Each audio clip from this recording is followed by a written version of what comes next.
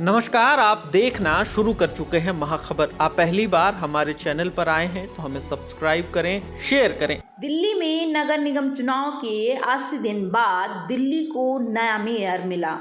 आम आदमी पार्टी की शैली ओबराय को मेयर चुना गया है। शैली ओबराय को 150 वोट मिले। उन्होंने भाजपा की रेखा गुप्ता को 34 वोटों से हराया।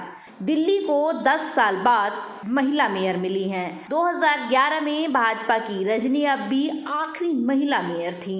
इसके बाद 2012 में शीला दीक्षित सरकार में दिल्ली नगर निगम को 3 हिस्सों में बांट दिया था। हालांकि 2022 में इन हिस्सों को मिलाकर फिर से भाजपा ने एक कर दिया।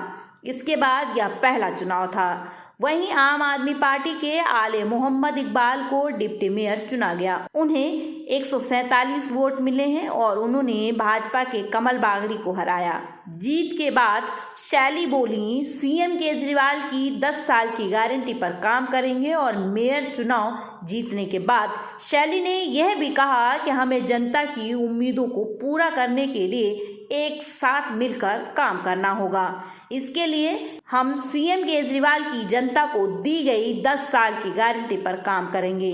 लैंडफिल साइट का निरीक्षण 3 महीनों के अंदर किया जाएगा।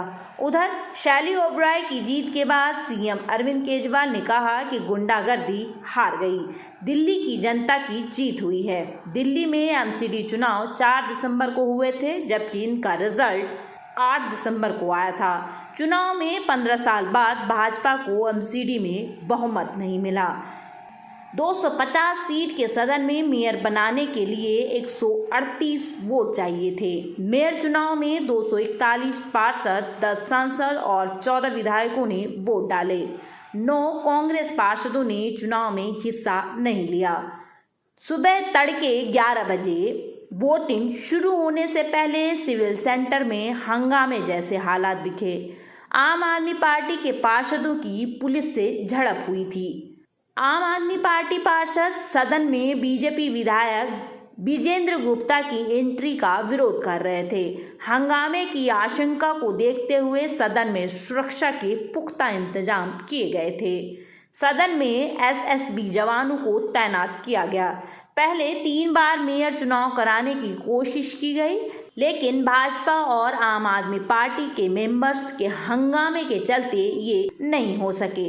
हंगामे की वजह एलजी-वीके सक्सेना की ओर से मनोनीत 10 एमसीडी सदस्यों को वोट देने की अनुमति का फैसला था। इसे लेकर आम आदमी पार्टी की मेयर प्रत्याशी शैली ओबराय सुप्रीम कोर्ट पहुंची। 17 फरवरी को सुप्रीम कोर्ट ने आम आदमी पार्टी के पक्ष में फैसला सुनाया। 24 घंटों के अंदर नोटिस जारी करने के लिए कहा गया। इसके बाद दिल्ली के सीएम अरविंद केजरीवाल ने उपराज्यपाल को 22 फरवरी को चुनाव कराने का प्रस्ताव दिया था, जिसे उन्होंने 2 घंटे में ही मान लिया। मेयर के साथ डिप्टी मेयर और अस्थायी समिति के 6 सदस्यों के लिए 6 जनवरी, 24 जनवरी और 6 फरवरी को 3 बार कोशिशें हुई, लेकिन हर बार भाजपा और आम आदमी पार्टी के हंगामे के बाद कार्यवाही को स्थगित कर देना पड़ रहा था। दिल्ली मेयर चुनाव के मुद्दे पर 17 फरवरी को सुप्रीम कोर्ट में सुनवाई हुई। कोर्ट ने पहली मीटिंग में ये चुनाव करवाने के निर्देश दिए। इसके लिए 24 घंटे के अंदर नोटिस जारी करने को कहा गया था। सुनवाई के दौरान कोर्ट ने कहा कि नॉमिनेटेड मेंबर्स को वोटिंग का हक नहीं है। सुप्रीम कोर्ट ने यह भी कहा कि मेयर चुनाव के बाद ही डिप्टी मेयर का चुनाव हो सकता है। सीजेआई चंद्रचूड़ ने कहा कि इस बात पर जोर देने की आवश्यकता है कि मेयर बैठकों का संचालन करेंगे। मेयर का चुनाव पहले होना चाहिए, फिर डिप्टी मेयर के चुनाव के लिए बैठकों की अध्यक्षता करेंगे। आखिरकार इतनी नोकझोंक के बाद दिल्ली को अपना एक नया मेयर मिल गया है।